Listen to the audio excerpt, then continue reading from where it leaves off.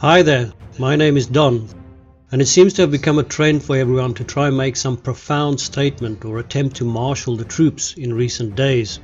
So here is my 2 cents worth.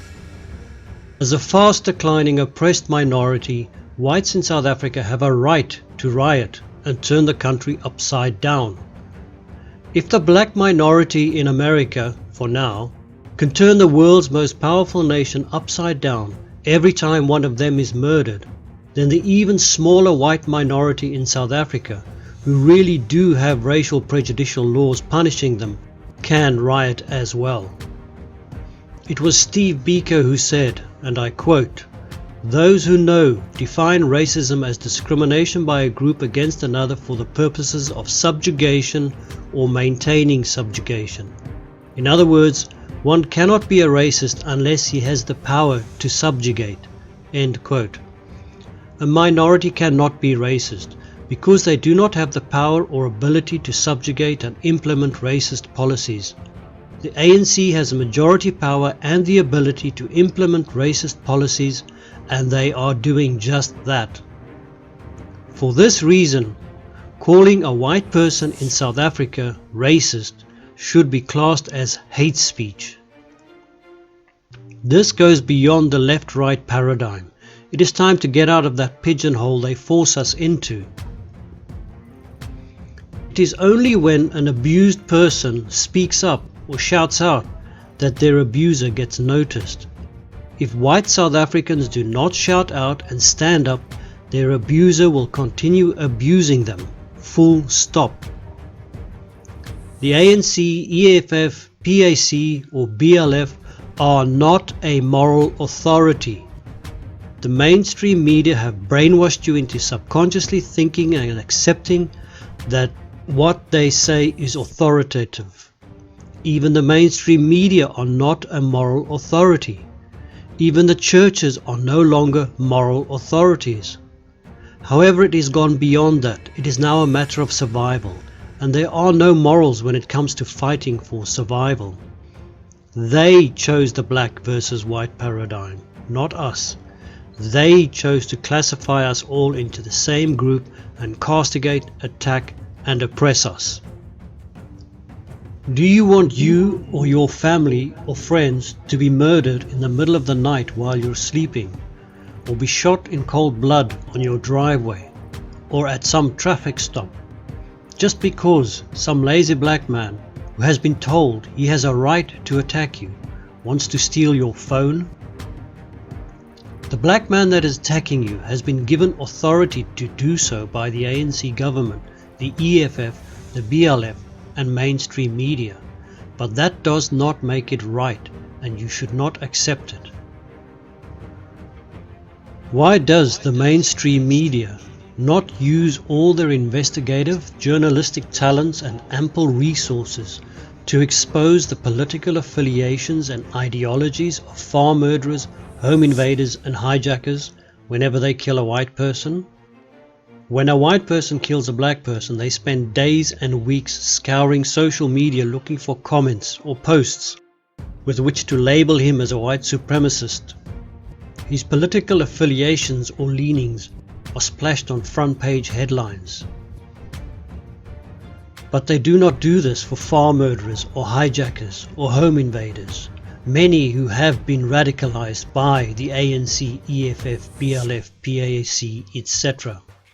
There have been many cases where it is clear a farm murderer or home invader has been radicalized by these groups, but nothing is done. So who is the enemy? They live among us. If a white person dare declare membership to some far-right group, they are immediately branded as white supremacists, castigated and even sacked, even though they have not actually committed any crime. There are white people who would sooner see another white person savagely and brutally murdered than see a single hair harmed on a black person. They have lost all sense of proportionality and have been brainwashed by radicalism from the EFF, BLF, PAC or ANC and the mainstream media. There are liberal white people who actively search for other white people to out them as supposed racists.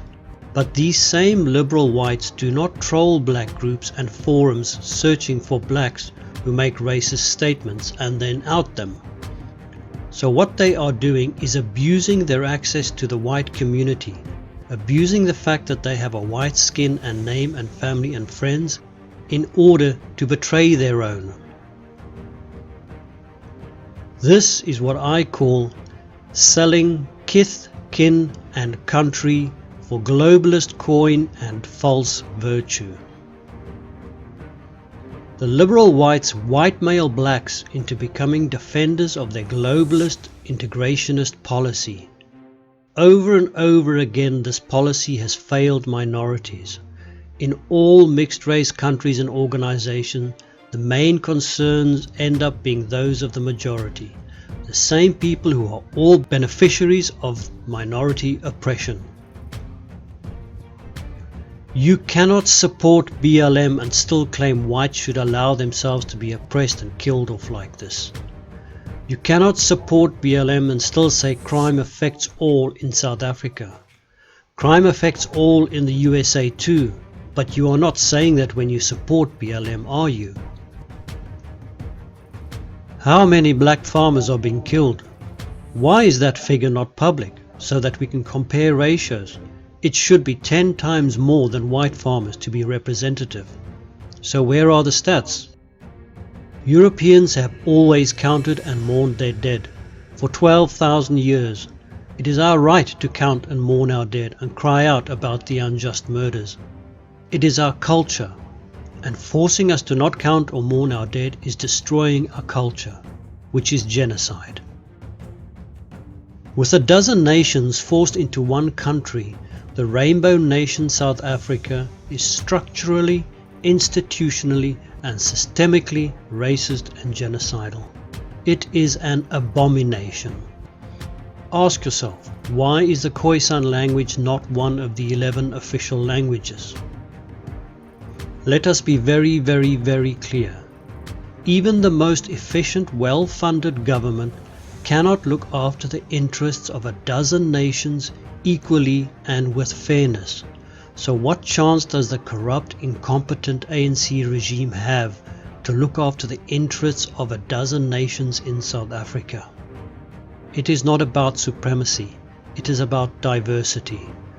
Giving each member of this diversity, i.e. each nation, the space in which to live out its culture, traditions, language, history, and pass all of it on to their descendants. I can literally scream when meek-minded whites still peddle the "we must all be one" propaganda. Are these meek-minded people really saying we need to commit genocide on a dozen nations and force them all to be the same, to be one? The International Criminal Court and the United Nations say that even if there is just a suspicion of genocide, the authorities must investigate, and if they fail to do so, a neighboring member country must investigate. But that is not going to happen because all of our neighbors do the same thing. Yet the UNHCR claims South Africa is a safe country. However, they only do this in order to allow South Africa to accept migrants and refugees from the rest of Africa, because there is no other country in Africa that is classed as a safe country. Yes, I know what I'm saying here, but enough is enough. We live in a human society, and human nature means that if we keep quiet, the abuse will continue.